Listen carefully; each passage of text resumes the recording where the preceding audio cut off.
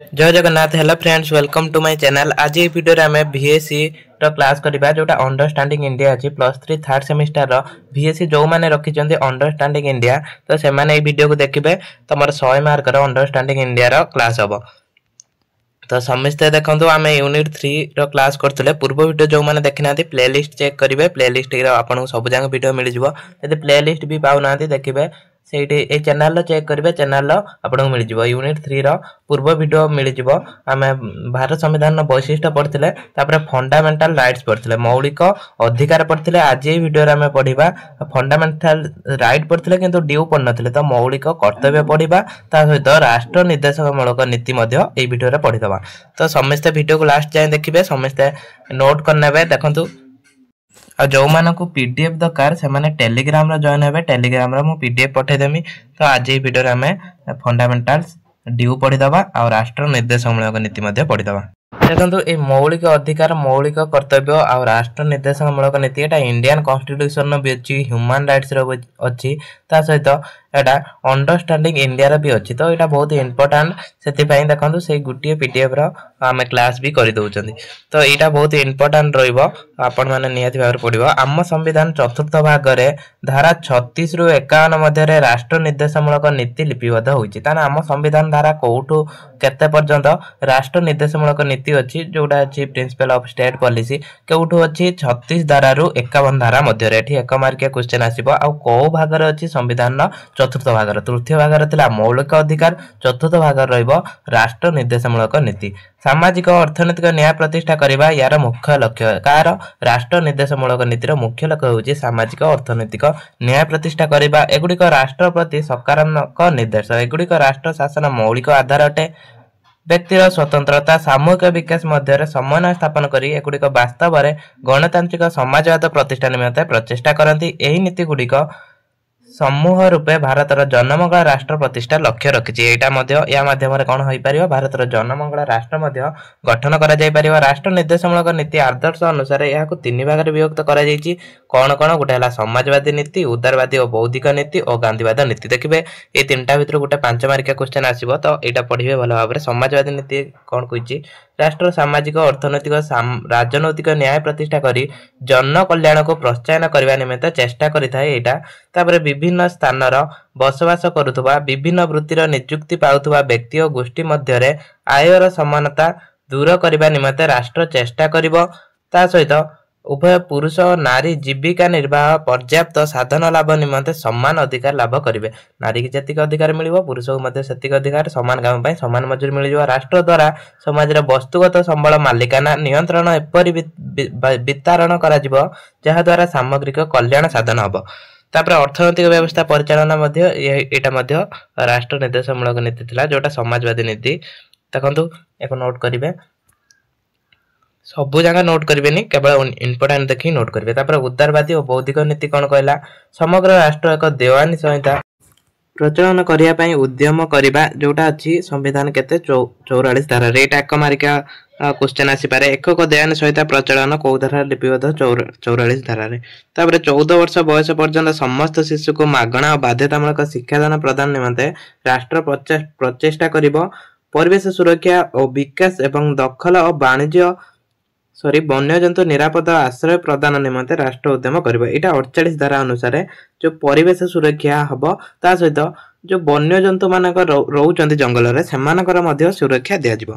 तापरे संसद द्वारा राष्ट्र गुरुत्व थिबा कीर्ति कलात्मक किंबा ऐतिहासिक स्वार्थ संबलित कौनसी स्थान बा वस्तु को नष्ट, विकृत, ध्वंस, अपसारण, विन्यास किंबा रप्तानी रु सुरक्षा प्रदान करबा निमंते राष्ट्र व्यवस्था करिवो। तो एगुडा सब थिला। तापरे गांधीवादी नीति। गांधीवादी नीति कोन थिला? गांधीवादी नीति राष्ट्र ग्राम पंचायत गुडिक संगठन निमंते पदक्षेप ग्रहण करे एवं एही पंचायत गुडिक जेपरि स्वयं शासन एकक रूपे कार्य करिवे सेथि निमंते यथेष्ट क्षमता और कर्तृत्व प्रदान करिवो। एटा 40 धारा अनुसार थिला। कोन पंचायत राज व्यवस्था भी सेही अनुसार चला आइतिला। तापरे राष्ट्र ग्रामांचल व्यक्तिगत बा समवाय आधार रे कुटीर शिल्प विकास निमंते उद्यम करबा। गांधीजी कोन करथिले ना यदि मूलरू माने विकास हबो ताने राष्ट्र विकास हेई परिबो, ग्रामांचल अंचल रे जदि विकास हबो सब निम्न स्तर रे विकास हबो सेति प्रति गांधी ध्यान देथिले। तेनु तांकर नीति सब थिला एबळा कुटीर शिल्प विकास करबा, ए सब थिला तांकर नीति। दुर्बल श्रेणी रो लोक विशेष भाव में अनुसूचित जाति और अनुसूचित जनजाति शिक्षागत और अर्थनैतिक स्वार्थ विकास निमंते राष्ट्र स्वतंत्र जत्न नेबा और सेमानक सामाजिक अन्याय और समस्त प्रकार शोषण को सुरक्षा प्रदान करिथाय। ता सहित औषधीय उद्देश्य व्यतीत मदक पानीय और मदक द्रव्य व्यवहार निवारण निमंते प्रचेष्टा मध्य करता। सेटा 47 धारा अनुसार। तापर आमे मौलिक कर्तव्य पढ़िबा। देखंतु या पर कोन करबा आ या बळे आमे क्लास करबानी डायरेक्ट इंपोर्टेंट क्वेश्चन नै आसीबा तार आंसर नै आसीबा। तो समस्त रेगुलर क्लास करिवे सेति पय चैनल को सब्सक्राइब कर दियो। मौलिक कर्तव्य हमर मूल संविधान मौलिक कर्तव्य स्थान पाई नथिला। परवर्ती समय रे 1976 मसिया रे 42तम संविधान संशोधन आईन बल भारत नागरिक मानक निमंते 10 गुटिक मौलिक कर्तव्य कराला। देखंतु प्रथमे जेतबळे हमर भारत संविधान प्रणयन करा जायतिला सेठी मौलिक कर्तव्य नथिला, किंतु 1976 रे 42तम संविधान संशोधन होइतिला। सेही समय कोन होइतिला भारत नागरिक मानकु 10टी मौलिक कर्तव्य प्रदान करा जायतिला। सेथि निमंते नूतन भाबरे क भाग एवं 51 क धारा रे सृष्टि करा जाय कर्तव्य गुडिक सेतरे अंतर्भुक्त करा जायतिला। को धारा रे अछि 51 धारा ए कहि परिबे बा 51 धारा क कहि परिबे। 2002 मसिया 86तम संविधान संशोधन आईन 86तम संविधान संशोधन आईन बल रे निज पिला मानक शिक्षा सुजोग प्रदान निमंते 51 धारा क रे माध्यम रे 11तम कर्तव्य जुग करा जाय पितामाता अथवा अभिभावक को कर्तव्य को स्वागत करा जायतिला।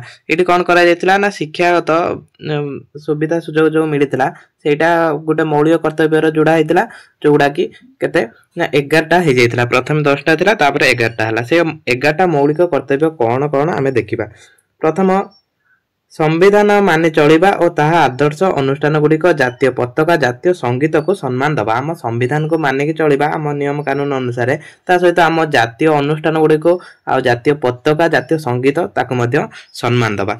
आम जातीय संग्राम को अनुप्राणित करुथिबा महत आदर्श गुडिक पोषण और अनुसरण करिबा। ता सहित भारतर सार्वभौमत्व एकता अखंडता बजाय रखिबा और सुरक्षा करिबा। भारतर सार्वभौमत्व एकता रक्षा करिबा ता सहित तार अखंडता को रक्षा करिबा। जो आंचलिक वाद होची कोन होची ना देश देश भाग हो जाउ सेही अखंडता को हमें रक्षा करिबा जिमिता हम देश भाग भी न हबो। तापरे देश सुरक्षा करिबा और आह्वान आसिले राष्ट्र सेवा प्रदान करिबा। यदि कोनोसी भी विपद पडुची त हम सेठी राष्ट्र सेवा करिबा, सैन्य विभाग रे जुग देबा सेही सब कोइला। तापरे धर्मगत और भाषागत और आंचलिक किंबा गोष्ठीगत विविधता अतिक्रम करी आम देश समस्त लोकंक मध्य मेलन और भातृभाव को प्रोत्साहन करिबा। आम मिश्र संस्कृतिर समृद्धि परंपरा को गुरुत्व देबा और साइतिबा। आम परंपरा को आमे कोन करिबा संरक्षण करिबा। जंगल ह्रद नदी वन्य प्राणी समेत प्राकृतिक परिवेश सुरक्षा उन्नत करिबा और जीवजंतु मानक प्राणी मानक प्रति दया प्रदर्शन करिबा। तापर वैज्ञानिक चिंताधारा मानववाद जिज्ञासु संस्कार भाव विकास करिबा। ता सहित सरकारी संपत्ति को सुरक्षा दबा और हिंसा परिहार करिबा। व्यक्तिगत सामूहिक कार्यकलाप समस्त उत्कर्ष साधन निमंते उद्यम करिबा जेपरि राष्ट्र सर्वदा प्रयास और सफलता उद्धार सोपान को उठी पारिबो। तो एई सब थिला। तापरे लास्ट एटा 11 नंबर मौलिक कर्तव्य थिला। प्रत्येक पितामाता बा अभिभावक 6 रु 14 वर्ष पिला मानक निजर शिशु को शिक्षा सुजोग प्रदान करिबे। एटा थिला बाध्यतामूलक हला। 6 रु 14 वर्ष शिशु को बाध्यतामूलक थिला। तो एटी जो तळ अछि एको पढिया दरकार नै, एटा हम सिलेबस रो नै। तो जेतिक थिला सिलेबस रो सेतिक हम डिस्कशन कर देला। यूनिट 3 रो आउ देखंतु हमें कोन करबा आउ जो रहउछि हमर यूनिट 1 थारु यूनिट 2 यूनिट 4 ए सब कोन करबा हमें क्वेश्चन आंसर नै आसीबा। डायरेक्ट इंपोर्टेंट क्वेश्चन 1 मार्किया थारु आरंभ करी के 2 मार्किया तादर 5 मार्किया 8 मार्किया सब क्वेश्चन नै आसीबा। क्वेश्चन सहित आंसर डिस्कशन कर दबा जेतिक इंपोर्टेंट क्वेश्चन रहउछि।